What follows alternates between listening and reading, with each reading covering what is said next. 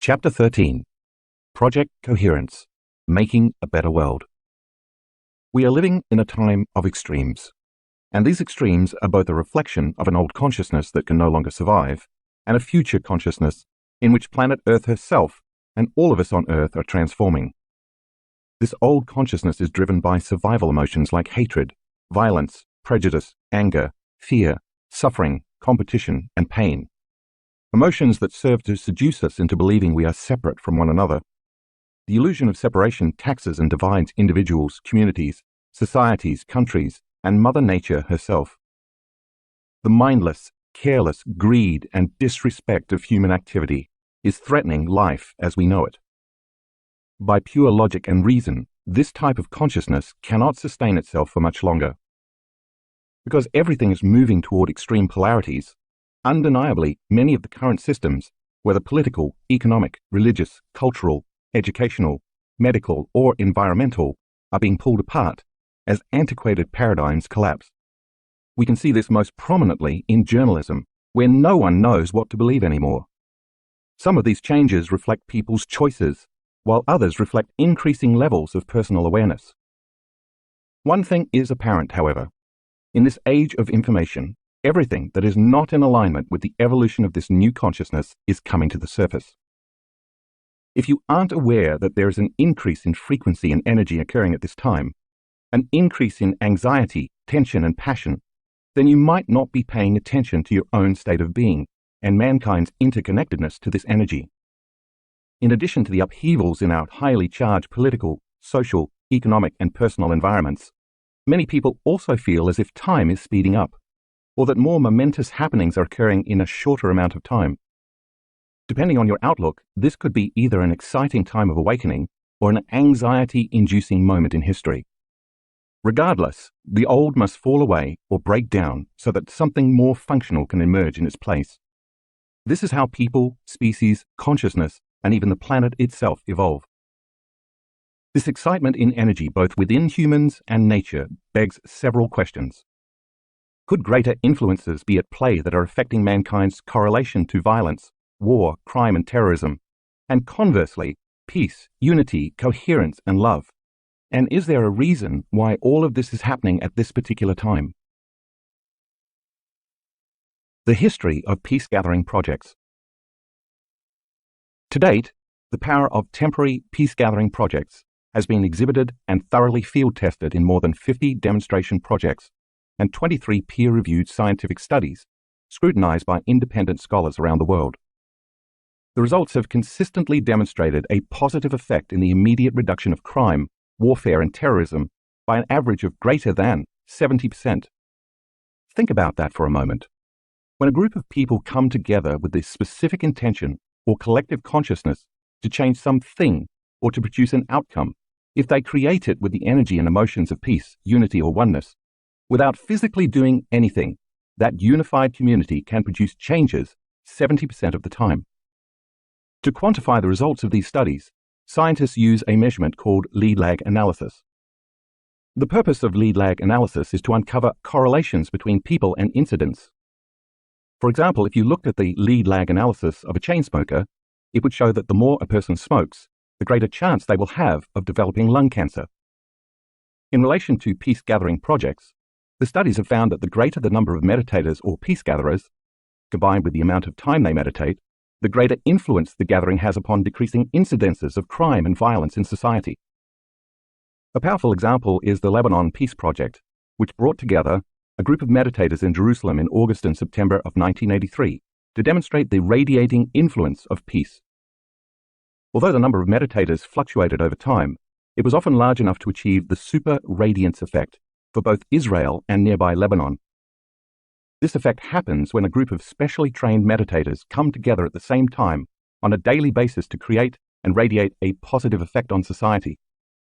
The results of the 2-month study showed that on days when there was a high participation of meditators, a 76% reduction of war deaths occurred. Other effects included reduced crime and fires, decreased traffic accidents, less terrorism, and increases in economic growth. The results were then replicated in 7 consecutive experiments over a 2-year period during the peak of the Lebanon War. All of this was achieved simply by combining people's intentions for peace and coherence with the elevated emotions of love and compassion.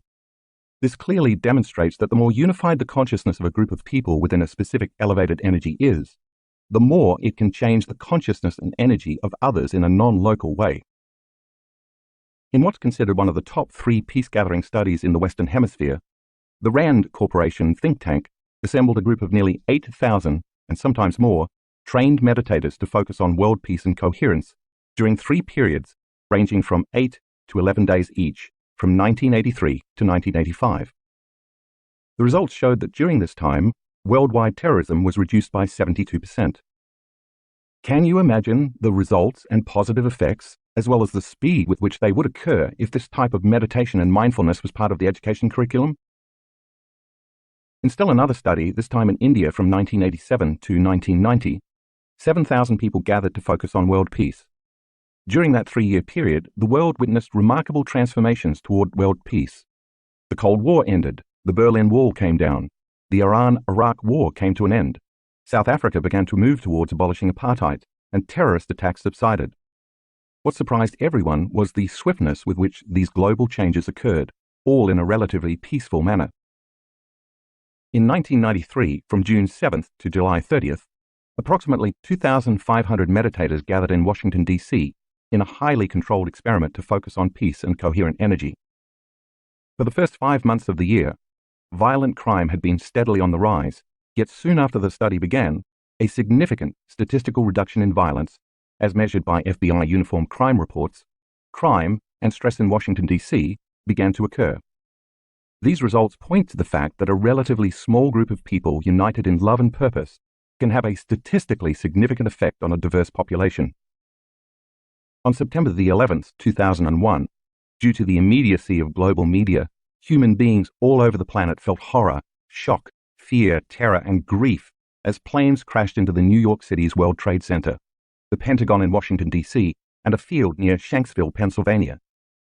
In an instant, the world's collective consciousness tuned into this event.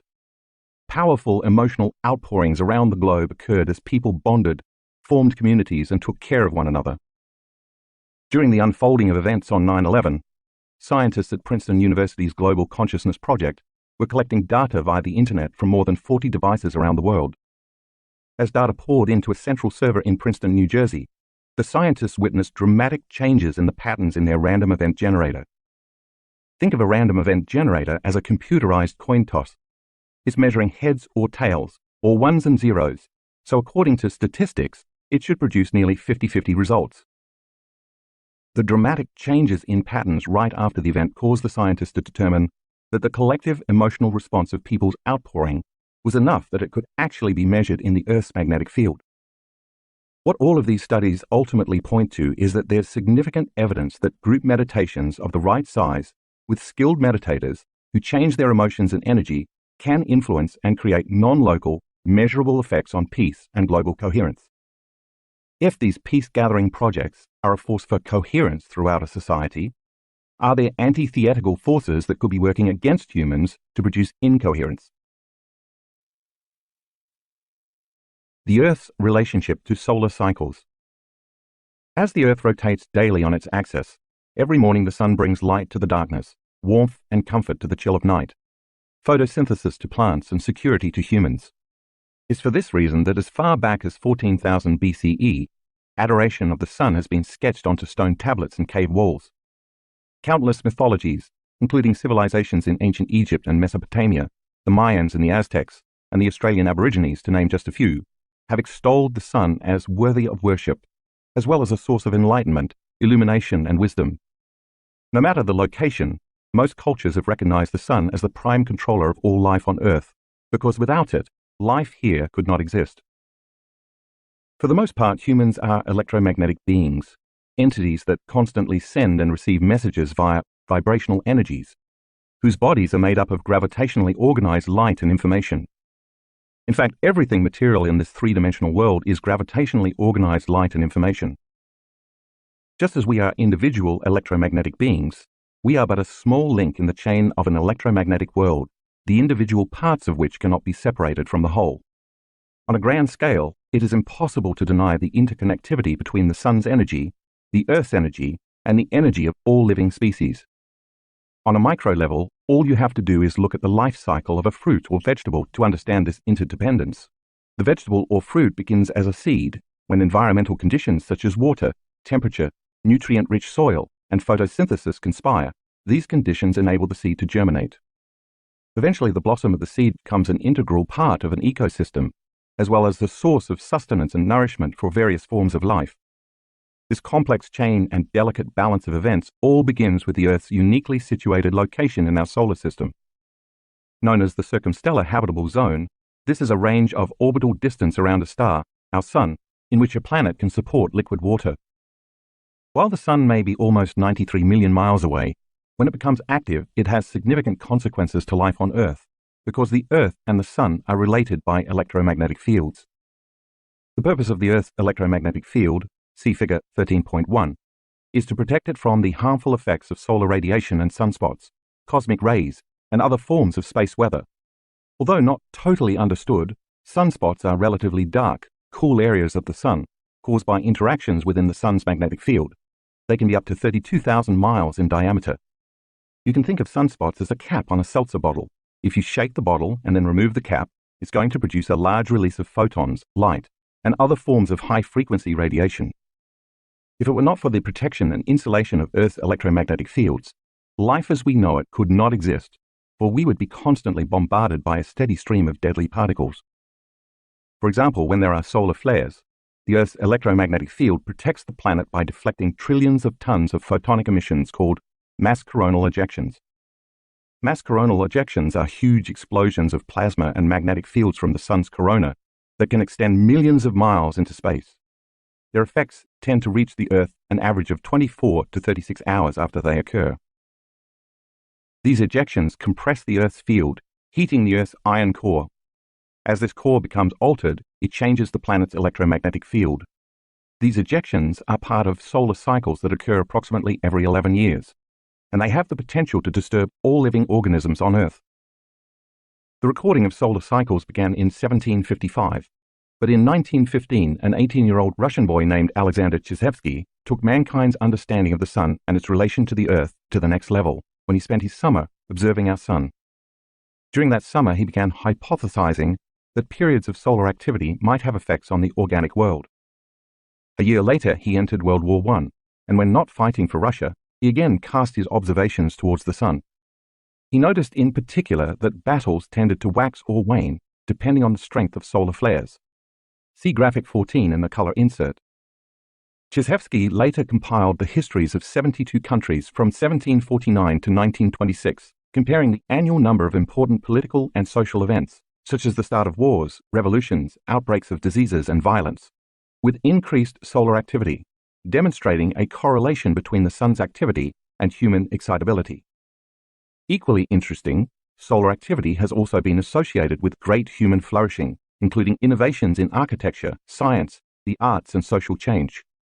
Every place where you see the red line spiking in the graphic represents an active solar flare or sunspot that occurred between the years 1750 and 1922. The blue lines represent historically important events that took place within the same period. Chizhevsky eventually determined that 80% of these countries' most significant events occurred during solar events and geomagnetic activity.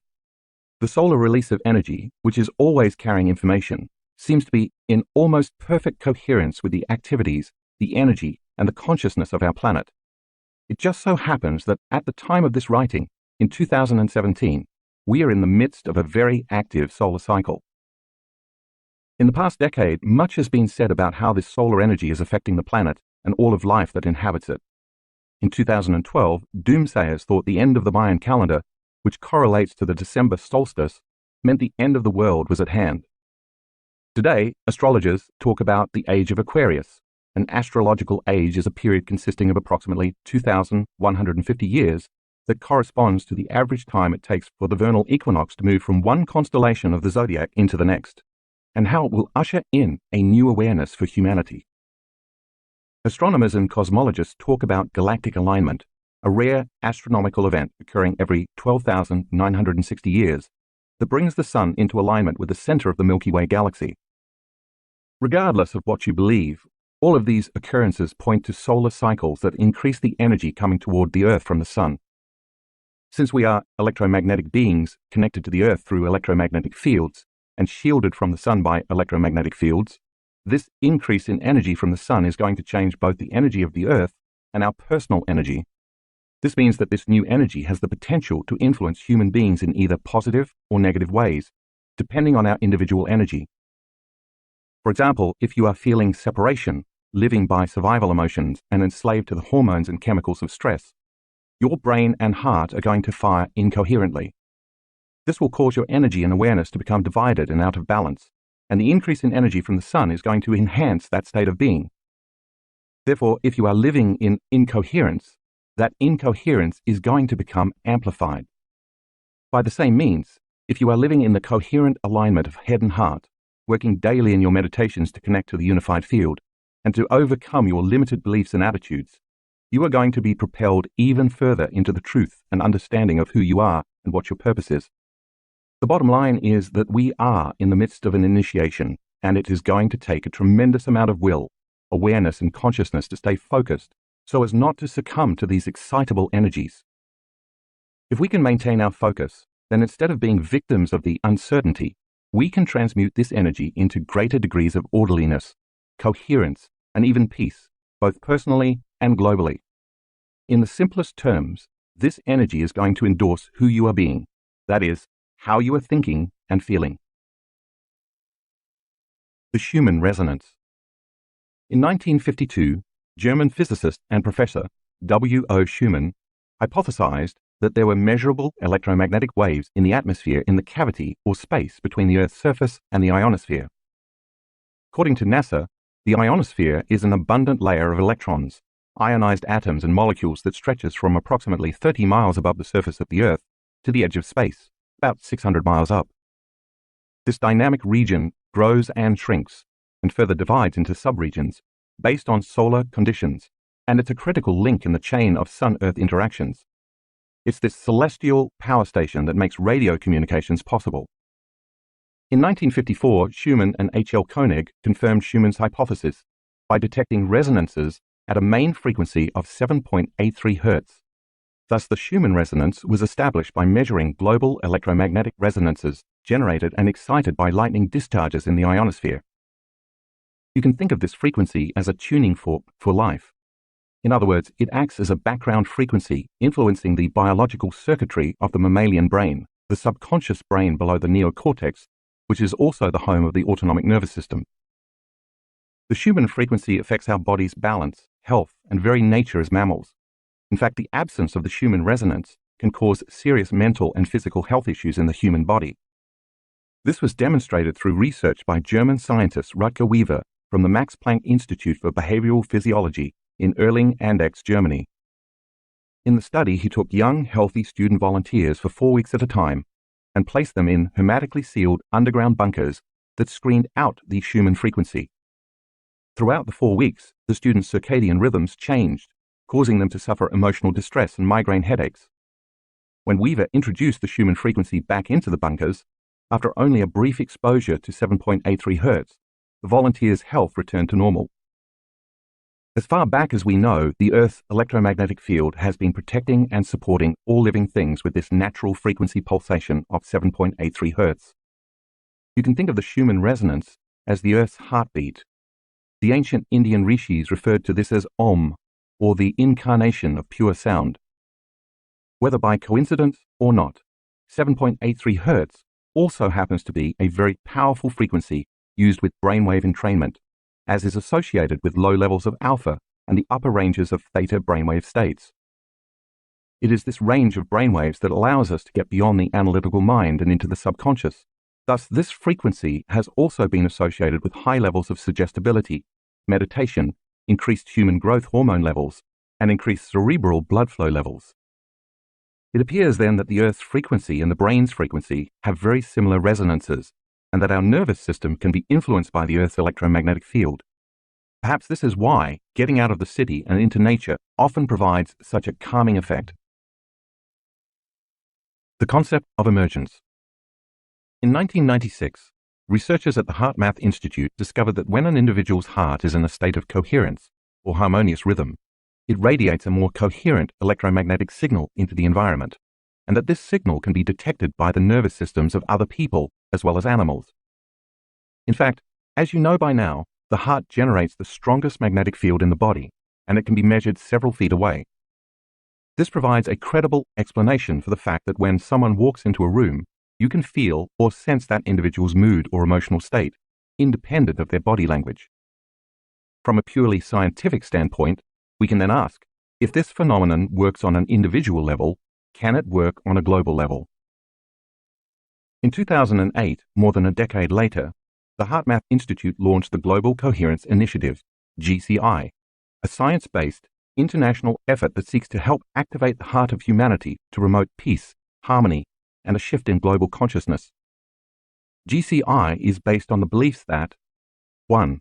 Human health, thoughts, behaviours, and emotions are influenced by solar, geomagnetic, the Earth's magnetic field, activity. 2. The Earth's magnetic field is a carrier of biologically relevant information that connects all living systems. 3. All human beings influence the Earth's electromagnetic field of vital information. 4. Collective human consciousness, where large numbers of people are intentionally focused on heart-centered states, creates or affects the global information field. Therefore, elevated emotions of care, love, and peace can generate a more coherent field environment that can benefit others and help offset the current planetary discord and incoherence. Because human heart rhythm and brain frequencies, as well as cardiovascular and autonomic nervous systems, overlap with the Earth's resonance field, GCI scientists suggest we are part of a biological feedback loop in which we not only receive relevant biological information from the field, but we also feed information into this field. In other words, human thoughts, consciousness, and emotions, energy, interact with and encode this information into the Earth's magnetic field, and this information is then distributed on carrier waves, a signal on which the information is impressed or carried, around the globe. To further their research and test this hypothesis, using state-of-the-art sensors located in various locations around the globe, the HeartMath Institute created the Global Coherence Monitoring System, GCMS, to observe changes in the Earth's magnetic field. Designed to measure global coherence, the GCMS uses a system of highly sensitive magnetometers to continuously measure magnetic signals that occur in the same range as human physiological frequencies, including our brain and cardiovascular systems. They also continuously monitor activity caused by solar storms, flares, and solar wind speed activity resulting from solar storms, disruptions of the Schumann resonances, and potentially the signatures of major global events that have a strong emotional component. Why are they doing this, and what does it point to? If you can intentionally create a coherent electromagnetic field around your body, and you are related or connected to someone in your life who is also intentionally creating an electromagnetic field around their body, the waves of this shared field would begin to synchronize in a non-local way. As the waves from both individuals synchronize, they generate bigger waves and stronger magnetic fields around you, connecting you to the Earth's electromagnetic field with an increased field of influence. If we could create a community of people scattered all over the world, with each individual intentionally raising the energy of their own personal field toward greater peace, isn't it possible that this community could begin to produce a global effect within the Earth's electromagnetic field? This intentional community could then create coherence where there is incoherence, and order where there has been disorder. The evidence from peace-gathering studies suggests that our thoughts and feelings do in fact have a measurable effect on every living system. You may have heard of this as the concept of emergence. Envision the synchronicity of a school of fish or a flock of birds flying in unison, where all creatures appear to be operating from one mind, connected by an invisible field of energy in a non-local way. What is unique about this phenomenon is that it is not a top-down phenomenon, meaning there is no leader. Instead, it is a bottom-up phenomenon, meaning everyone is leading because they are acting as one mind.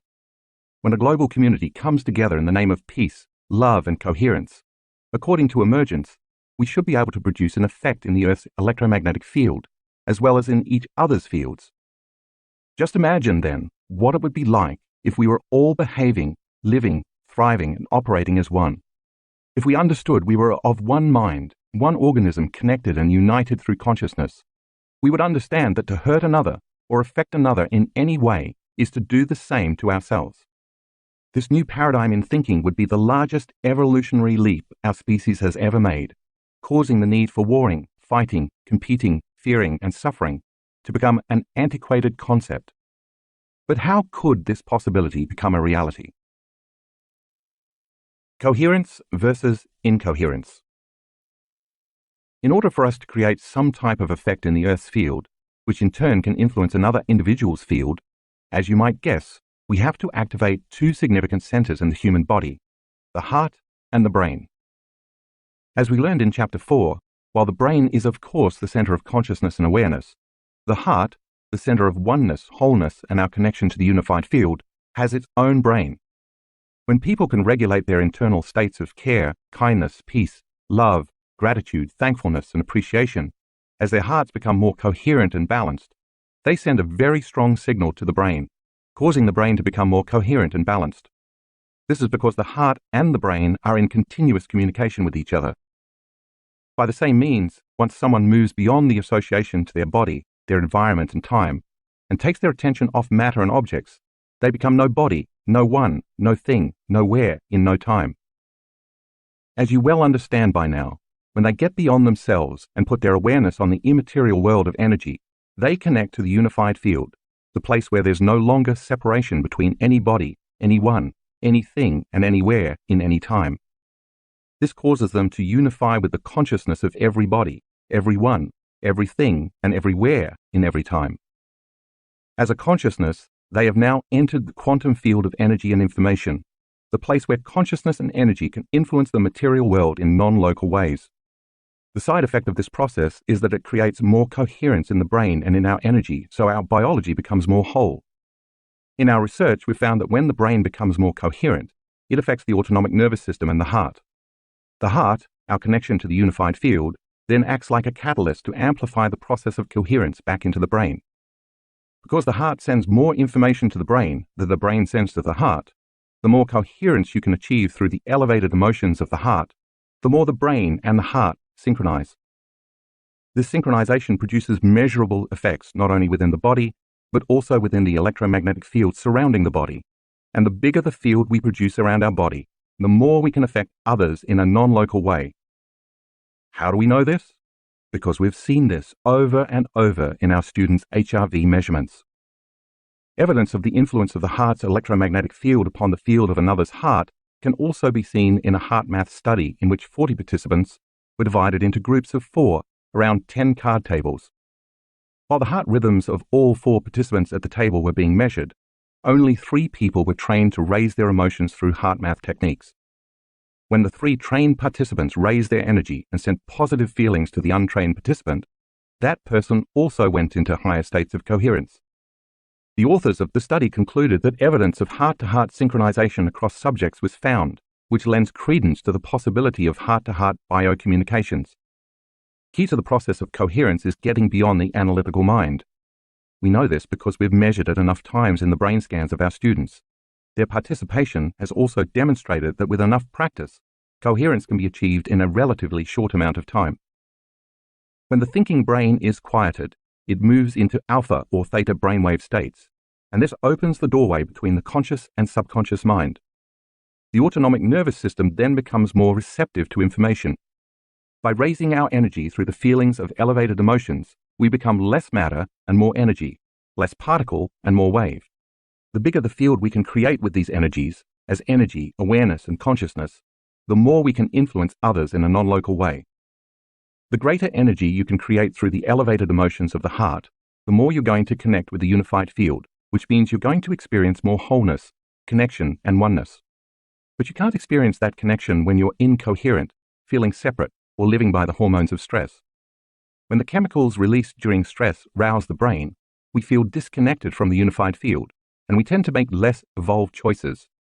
We know without a doubt that the emotions of competition, fear, anger, unworthiness, guilt, and shame keep us separate from one another because they produce slower and lower frequencies than elevated emotions like love, gratitude, care, and kindness, which produce faster and higher frequencies. We also know that the faster the frequency, the more energy is present, This prompted us to ask several questions. What if we assembled a community of several hundred people in one room, had them open their hearts and generate elevated energetic states, and then asked them to send the intention for the greatest good of a select group of people gathered in the same room? What would happen if the electromagnetic field around each person's body merged with the field of the person sitting next to them? Could those elevated emotional states then begin to produce a change in energy in the room? Is it possible that everybody experiencing elevated emotions and energy could begin to create coherence within a community? Building a collective coherent field. Since early 2013, we've partnered with our friends at the HeartMath Institute to further our research. Since we began measuring our students' physiological states, we've scanned thousands of brains and hearts, resulting in a significant amount of information. We have been overwhelmed and mystified by some of the data we've collected when common people start doing the uncommon. Over the course of this journey, in collaboration with HeartMath, we've witnessed amazing measurements in our students. We've taken equally amazing measurements of the collective energy in the rooms where our students have gathered, measurements that show consistent daily increases in energy, using a sophisticated sensor from Russia called Sputnik, mentioned briefly in Chapter 2. Since elevated emotions related to the activity of the autonomic nervous system produce electromagnetic fields, increasing those emotions results in changes in blood microcirculation, perspiration, and other functions of the body. Because Sputnik is so sensitive, it can quantify environmental fluctuations by measuring barometric shifts, relative humidity, air temperature, electromagnetic fields, and more. Take a look at graphics 15A and 15B in the color insert. In these measurements from our workshops, you can see a trend that demonstrates an increase in the collective energy of the room. The first line in red is our baseline measurement and shows the room's energy before the start of the event. As you look at the red, blue, green, and finally the brown lines, each color representing a different day, you can see that each day the energy steadily increases. In graphics 15C and 15D, the same color scale applies. However, these measurements reflect specific time intervals during each day's morning meditations. This means our students are getting better at raising the energy of the room by creating more unified coherence. The Sputnik readings demonstrate that the collective energy created by our students from the first day of the workshop to the final day consistently makes incremental increases. Within that trend, we've found that most groups are extremely focused and the energy rises every day. About 1/4 of the time, the energy stays relatively the same for the first day or two, but in the following days, the energy increases significantly. We believe this is because during the first day or two, the group is working on overcoming themselves by breaking the energetic emotional bonds that keep them connected to their past-present reality. So during this time, they are drawing from the unified field to build their own personal electromagnetic fields. This siphoning from the field tends to cause the collective energy in the room to drop. But once those individual fields become greater, more enhanced, and coherent, they entrain to one another, which is when we tend to see dramatic increases in the energy of the room. Figure 13.2 shows that when two coherent waves come together, they create a bigger wave. This is called constructive interference. The bigger the wave, the higher the amplitude of energy. As a result of our students' more coherent waves coming together during our workshops, the energy of the group field increases, and then there's more energy to heal and to create or access greater levels of mind, which can sometimes lead to mystical experiences. My team and I have been consistently humbled by our students' profound healings, their ability to increase and regulate elevated states, and their reports of mystical experiences or acute insights into their lives as a result of learning how to regulate their brainwaves, open their hearts, and go into coherence. Some of these occurrences could be labeled as miracles, but we believe it's just a part of the process of becoming supernatural. This led us to wonder if our students could affect the nervous systems of others, and if so, what the implications of that would be. These questions would spark the birth of Project Coherence. Project Coherence. In collaboration with the HeartMath Institute, we performed numerous experiments whereby we took a small, random sampling of about 50 to 75 people at our advanced workshops, attached HRV monitors to their chests, and placed them in the front row of the room for 3 meditations over the course of 24 hours. Since HRV not only provides insight into the coherence of the heart, but also gives us information about the brain and emotions, we wanted to measure subjects' HRV for a full 24 hours. To start the meditation, everyone in the room placed their attention on their heart center and began breathing through this center slowly and deeply, as you learned to do in Chapter 7. Next, they cultivated and sustained an elevated emotion for 2 to 3 minutes, broadening their heart's electromagnetic fields and moving from a state of selfishness to a state of selflessness. Then we had the collective of 550 to 1,500 students broadcast the energy of their elevated emotions beyond their body into the space of the entire room. Next, we had them lay the intentional thought in that frequency for the greatest good of the students sitting in the front of the room wearing the HRV monitors, that their lives be enriched, their bodies be healed, and mystical experiences find them. Our goal was to measure the collective energy in the room and its potential non-local effect on the people wearing the HRV monitors. Could those elevated levels of energy and frequency in the form of love, gratitude, wholeness, and joy cause another person's heart to go into coherence, even if they were on the other side of the room? Our results confirmed our hypotheses. Not only did the broadcast energy produce a coherent effect on the people wearing the HRV monitors, but each of their hearts went into coherence at the exact same time, in the exact same meditation, on the exact same day. And this was not a one-time occurrence. We repeatedly found consistent results across our events. What does this mean? Our data supports the HeartMath Global Coherence Initiative's belief that an invisible field exists upon which information is communicated. This field links and influences all living systems, as well as our collective human consciousness.